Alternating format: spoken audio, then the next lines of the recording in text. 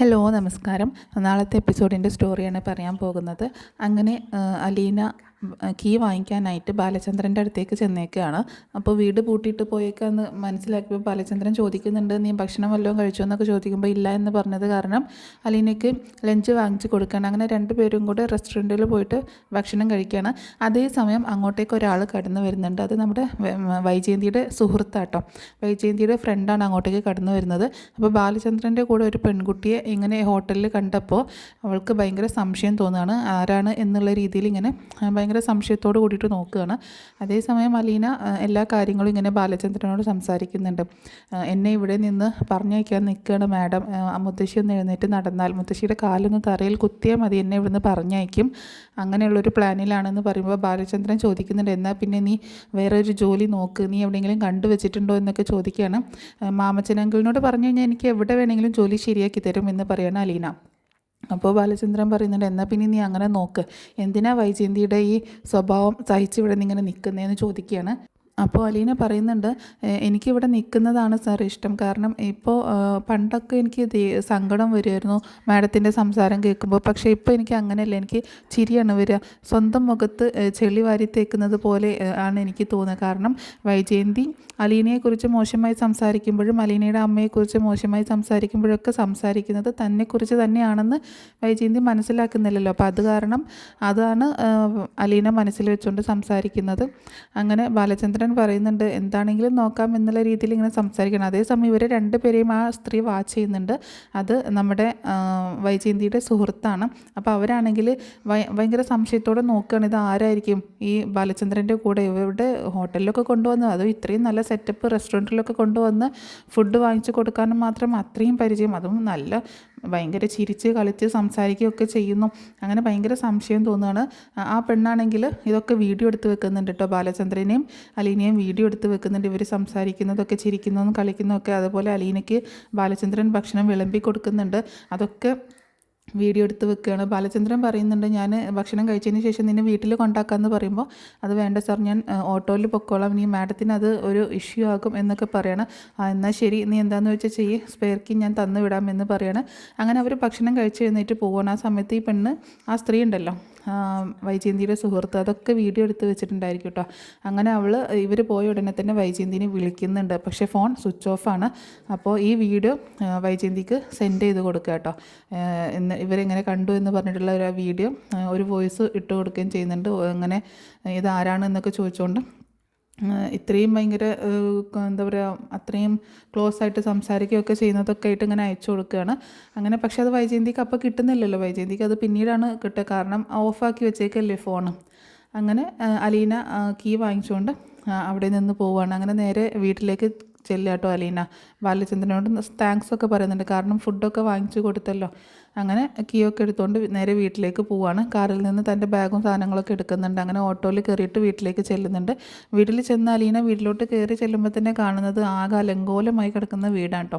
അങ്ങനെ ഒരുപാട് വൃത്തികേടാക്കിയിട്ടേക്കാണ്, സാധനങ്ങളൊക്കെ വലിച്ചു വാരി അവിടെ ഇവിടെ ഇട്ടേക്കാണ്. അങ്ങനെ വേഗം മുത്തശ്ശിയുടെ റൂമിൽ പോയിട്ട് സാധനങ്ങളൊക്കെ എടുത്തു വെച്ചു. അതിനുശേഷം മുത്തശ്ശിയുടെ റൂമിലാണെങ്കിൽ ഒരു വൃത്തികെട്ട സ്മെല്ല്, 2 ദിവസം കൊണ്ട് ആകെ സ്മെല്ല്. അതുപോലെ കഴിച്ച പ്ലേറ്റൊക്കെ അവിടെ തന്നെ ഇരിക്കുക കേട്ടോ. അതൊക്കെ കണ്ടിട്ട് അലീനയ്ക്ക് ആകെ എന്തോ പോലെ, ഇത്രയും ദിവസം 2 ദിവസം മാറി നിന്നപ്പോഴേക്കും മുത്തശ്ശിയുടെ കാര്യങ്ങളൊന്നും മര്യാദക്ക് നോക്കിയില്ലേ എന്നുള്ളൊരു ടെൻഷനിലാണ് അലീന. അങ്ങനെ അലീന പാത്രങ്ങളൊക്കെ എടുത്തുകൊണ്ട് കിച്ചണിലേക്ക് പോവാണ്. കിച്ചണിൽ ചെന്ന് നോക്കുമ്പോഴാണെങ്കിൽ യുദ്ധക്കളം മര്യാദക്കിട്ടേക്കാണ്. കിച്ചണിൻ്റെ സിങ്കിലാണെങ്കിൽ കഴുകാനുള്ള പാത്രങ്ങൾ കൂട്ടിയിട്ടേക്കുന്നു. അതുപോലെ ഭക്ഷണം കഴിച്ച അവശിഷ്ടങ്ങൾ അവിടെ ആ കിച്ചണിൽ തന്നെയുള്ള ചെറിയ ടേബിളിൽ ഒരുപാട് വേസ്റ്റ് കിടക്കുന്നു. അതുപോലെ ഓരോ സാധനങ്ങൾ ഉണ്ടാക്കിയതിൻ്റെ വേസ്റ്റൊക്കെ മൊത്തം അലങ്കോലമായി കിടക്കുകയാണ് കേട്ടോ. അങ്ങനെ അലീനയ്ക്ക് ഇതെല്ലാം കൂടി കണ്ടിട്ട് ആകെ ഭ്രാന്തമാണ്. കാരണം 2 ദിവസം മാറി നിന്നപ്പോഴേക്കും ഒരു വീടിൻ്റെ അവസ്ഥ, അത് ഒരു ദിവസം മാത്രമേ കിച്ചൺ യൂസ് ചെയ്തിട്ടുള്ളൂ.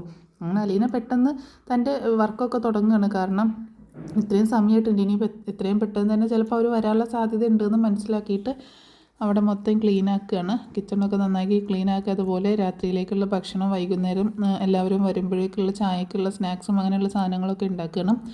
ഏകദേശം 3 മണിയൊക്കെ ആവുന്ന സമയത്ത് വൈജയന്തി മുത്തശ്ശിയും കൊണ്ട് വീട്ടിലേക്ക് വരികയാണ്.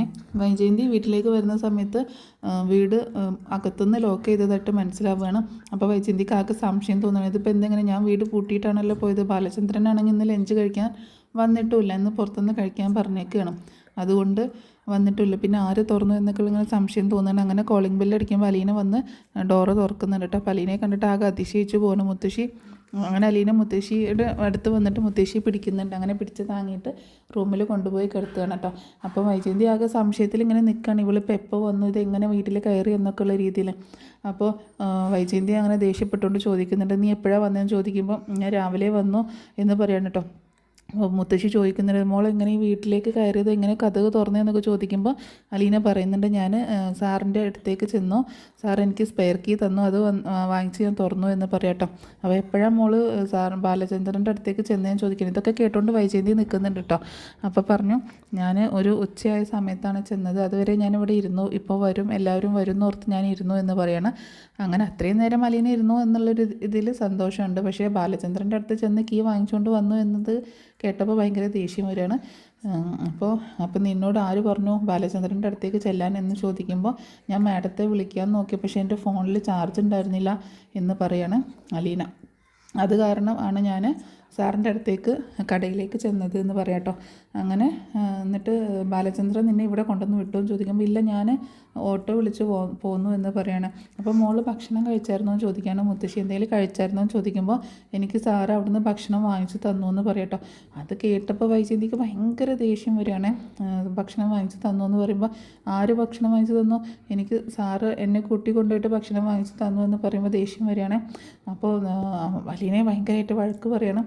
അപ്പം മുത്തശ്ശി പറയുന്നുണ്ട്, നീ എന്തിനാണ് അവളോട് ദേഷ്യപ്പെടുന്നത്, നീ വീട് പൂട്ടിയിട്ട് പോയതുകൊണ്ടല്ലേ അവൾക്ക് അങ്ങനെ ചെയ്യേണ്ടി വന്നത്, അവൾക്ക് അങ്ങനെ പോയി കീ വാങ്ങിക്കേണ്ടി വന്നത്, അതുകൊണ്ടല്ലേ ബാലൻ ഭക്ഷണം വാങ്ങിച്ചു കൊടുത്തത്, അത് നല്ലൊരു കാര്യമല്ലേ, അവൾ രാവിലെയും ഭക്ഷണം കഴിക്കാതല്ലേ വന്നേക്കുന്നത് എന്നൊക്കെ പറയണം. അലീനയോട് ഭയങ്കരമായിട്ട് ഷൗട്ട് ചെയ്തിട്ടാണ് വൈജയന്തി സംസാരിക്കുന്നത് കേട്ടോ. നിനക്ക് തോന്നിയ സമയത്താണ് വരെ, നീ ഇന്നലെ വൈകിട്ട് വരാമെന്ന് വന്ന് പറഞ്ഞതല്ലേ, ഇന്ന് രാവിലെ നിനക്ക് ജോലിയിൽ കയറേണ്ടതല്ലേ, പിന്നെ നീ തോന്നിയ സമയത്താണ് വരിക എന്നൊക്കെ ചോദിച്ച് ഷൗട്ട് ചെയ്യുമ്പോൾ അലീന പറയുന്നുണ്ട്, ഇന്നലെ ഞാൻ ആ അങ്കിളിനെ കൊണ്ട് അങ്കിള് വിളിച്ചായിരുന്നല്ലോ, രാത്രി ലേറ്റ് ആയതുകൊണ്ടാണ് വരാത്തത് എന്ന് പറഞ്ഞു, പിന്നെ അവർ കൊണ്ടാക്കി തരാമെന്ന് പറഞ്ഞു, പിന്നെ ഇനി അവരെ ബുദ്ധിമുട്ടിക്കണ്ടല്ലോ എന്ന് ഓർത്തിട്ടാണ് ഞാൻ അവരോട് വേണ്ടാന്ന് പറഞ്ഞത് എന്ന് പറയണം.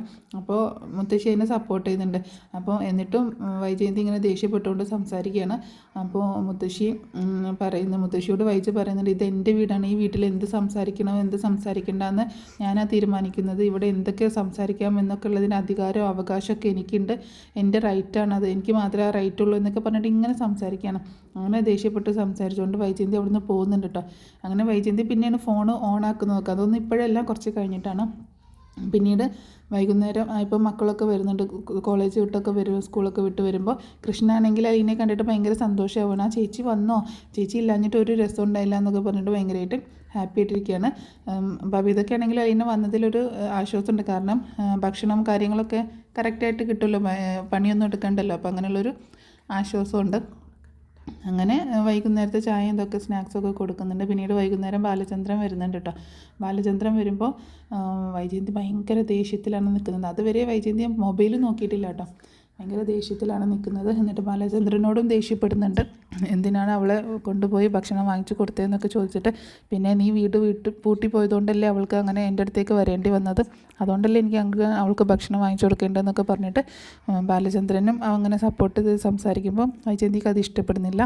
പിന്നീട് കാണിക്കുന്നത് കമലയാണെങ്കിൽ വൈജയന്തി പറഞ്ഞ കാര്യങ്ങൾ ഇങ്ങനെ ഓർത്തിരിക്കുക കേട്ടോ.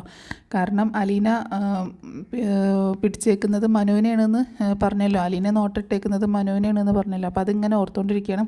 അങ്ങനെ മനു ജോലിയൊക്കെ കഴിഞ്ഞ് വന്നതിന് ശേഷം മനുവിൻ്റെ അടുത്ത് പോയിട്ട് സംസാരിക്കുന്നുണ്ട്. എന്നിട്ട് ചോദിക്കുന്നുണ്ട്, നീ എന്തിനാണ് ബാംഗ്ലൂരിൽ നിന്ന് ഇങ്ങോട്ടേക്ക് ട്രാൻസ്ഫർ വാങ്ങിച്ച് വന്നതെന്ന് ചോദിക്കട്ടെ, അവിടുത്തെ ജോലി ഒഴിവാക്കി ഇവിടേക്ക് വന്നത് എന്തിനാന്ന് ചോദിക്കുമ്പോൾ എനിക്കിവിടെ ഒന്നും കൂടി കംഫർട്ടായിട്ട് തോന്നി, എളുപ്പം ആയിട്ട് തോന്നി, അതിനാന്നൊക്കെ പറയുമ്പോൾ അതൊന്നുമില്ല, നീ അലീനയെ കാണാൻ വേണ്ടിയിട്ടല്ലേ ഇങ്ങോട്ടേക്ക് മാറിയത്, അലീന ഇവിടെ ഉള്ളതുകൊണ്ട് എപ്പോഴും ഇടയ്ക്കിടയ്ക്ക് കാണാൻ വേണ്ടിയിട്ടല്ലേ എന്നൊക്കെ ചോദിക്കുകയാണ്. അങ്ങനെ വളരെ ദേഷ്യപ്പെട്ടുകൊണ്ട് സംസാരിക്കുകയാണ്. അപ്പോൾ മനു പറയുന്നുണ്ട്, അങ്ങനെയാണെങ്കിൽ തന്നെ ഇപ്പോൾ എന്താ അമ്മയ്ക്ക് എന്താ കുഴപ്പമെന്ന് ചോദിക്കുകയാണ്. നിൻ്റെ മനസ്സിൽ അങ്ങനെ എന്തെങ്കിലും മോഹം ഉണ്ടെങ്കിൽ ഒരിക്കലും നടക്കാൻ പോകുന്നില്ല എന്ന് പറയാട്ടോ. നീ അങ്ങനെയാണ് മനസ്സിൽ കണക്ക് കൂട്ടിയിട്ടുണ്ടെന്നെങ്കിൽ ഞാൻ അവളെ ഇപ്പം തന്നെ വീട്ടിൽ നിന്ന് പറഞ്ഞേക്കുമെന്ന് പറയുമ്പോൾ അമ്മ അങ്ങനെ അവളെ പറഞ്ഞേക്കാനാണ് ഉദ്ദേശിക്കുന്നതെങ്കിൽ അവളെ ഞാൻ കൊണ്ടുപോയിട്ട് എറണാകുളത്ത് നല്ലൊരു ജോലി വാങ്ങിച്ചു കൊടുക്കും എന്ന് പറയാണ് മനു. അപ്പോൾ മനുവിൻ്റെ തീരുമാനം കേട്ടിട്ട് കമലയ്ക്ക് ഭയങ്കരമായിട്ട് ദേഷ്യം ഒരു ഷോക്കൊക്കെ ആവുകയാണ്. കമല വീണ്ടും ദേഷ്യപ്പെടുമ്പോൾ അമ്മ ഇനി കൂടുതൽ അതിനെപ്പറ്റി ആലോചിച്ച് തല പുണ്ണാക്കാൻ നിൽക്കണ്ട, ഇപ്പം അമ്മയുടെ കാര്യം നോക്കുക എന്ന് പറഞ്ഞുകൊണ്ട് മനു അവിടെ നിന്ന് പോകുന്നുണ്ട്. അപ്പോൾ ഇത്രയും കാര്യങ്ങളൊക്കെയാണ് നാളത്തെ എപ്പിസോഡിൽ സംഭവിക്കാനായിട്ട് പോകുന്നത്. അപ്പോൾ ഈ സ്റ്റോറി നിങ്ങൾക്ക് ഇഷ്ടമായിട്ടുണ്ടാവുമെന്ന് കരുതുന്നു കേട്ടോ. ഒന്ന് സപ്പോർട്ട് ചെയ്യുക. ഒരു പരിമിതമായ സൗകര്യത്തിൽ നിന്നുകൊണ്ടാണ് ഞാനിപ്പോൾ ഈ സ്റ്റോറി പറഞ്ഞ് അപ്ലോഡ് ചെയ്യുന്നത്. അപ്പോൾ അതിൻ്റേതായ പോരായ്മകൾ ഉണ്ടാകും, ശബ്ദത്തിൻ്റെ ആണെങ്കിലുമൊക്കെ. അപ്പോൾ എല്ലാവരും ഒന്ന് ക്ഷമിക്കുക കേട്ടോ.